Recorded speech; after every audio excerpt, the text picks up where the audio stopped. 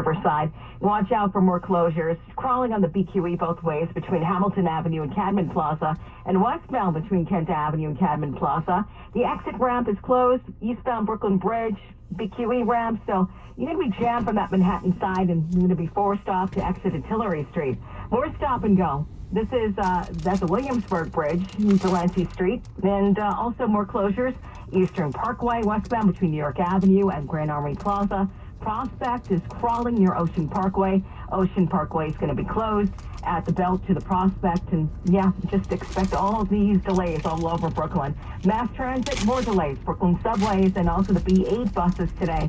I'm Jody Dale. Our next report at 11:51 on 1010 Wins. The Yankees will be hoping for another win when they host the Cleveland Guardians again this afternoon in the Bronx. They'll also be hoping for some better behavior from fans out in the right field bleachers. The mob responded to a walk-off single from Gleyber Torres yesterday by showering the field with garbage and empty beer cans right at some Cleveland players. Longtime Yankees play-by-play guy John Sterling sounded like he couldn't believe what he was seeing. Now somebody threw something on the field, and the Indians are all running out to right center, and the Yankees are too. I mean, that ruins what would be a great Yankee comeback. And Sterling also calling it disgraceful, describing the classless fans as hooligans. Guardians right fielder Oscar Mercado was one of the players who had to dodge the trash. Don't try to get people hurt. That's not how things work. And honestly, I think that we're human beings as well. So we're not going to sit there, and I personally am not going to sit there and allow them to just throw stuff at me and make it like it's nothing. They need to be held accountable, and I think there should be rules set up for that. Cleveland outfielder Miles Straw, meanwhile, describing Yankees diehards as, quote, the worst fan base on the planet. As for Yanks skipper Aaron Boone, he says that's a no. Obviously, there's no place for, throwing stuff, onto the field in that situation. I'll get more clarity on it, here in a little bit. And, of course, we'll have more just ahead in sports. Well, a fatal shooting in the Bronx last night. One man is dead, two wounded. A barrage of bullets just after 7:30 on Clay Avenue near East 174th Street. Right now, police appear to have more questions than answers. They don't know who did it or why. The Daily News is reporting that the gunman took off in a dark-colored sedan. The two survivors both have leg wounds and are expected to be okay. Mayor Adams looking to make a dent in traffic violence. That's what he called it yesterday as he announced a plan to invest more than $900 million over the next 5 years in the NYC Streets Plan. It includes expanding the mileage of bike lanes, dedicated bus lanes, and busways.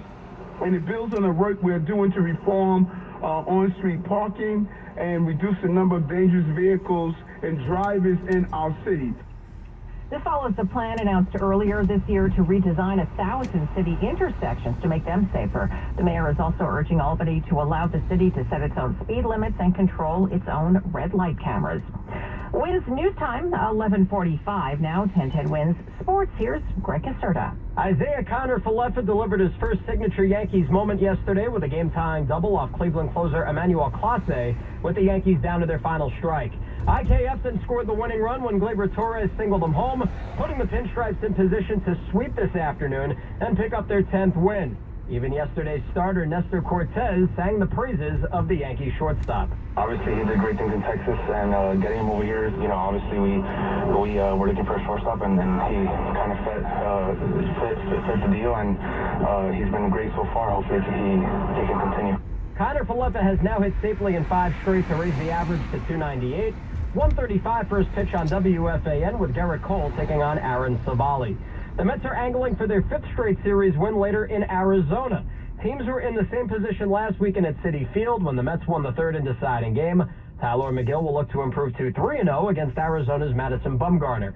Buck Showalter said yesterday the team is still waiting on MRI and CT scan results for Jacob deGrom and his injured shoulder. NBA Nets trying to use Sunday to regroup before Game 4 tomorrow night against the Celtics. Boston going for the kill shot up 3-0. Ben Simmons is reportedly on track to make his Nets debut tomorrow night in Brooklyn, but it might be too little too late. Hockey, the Islanders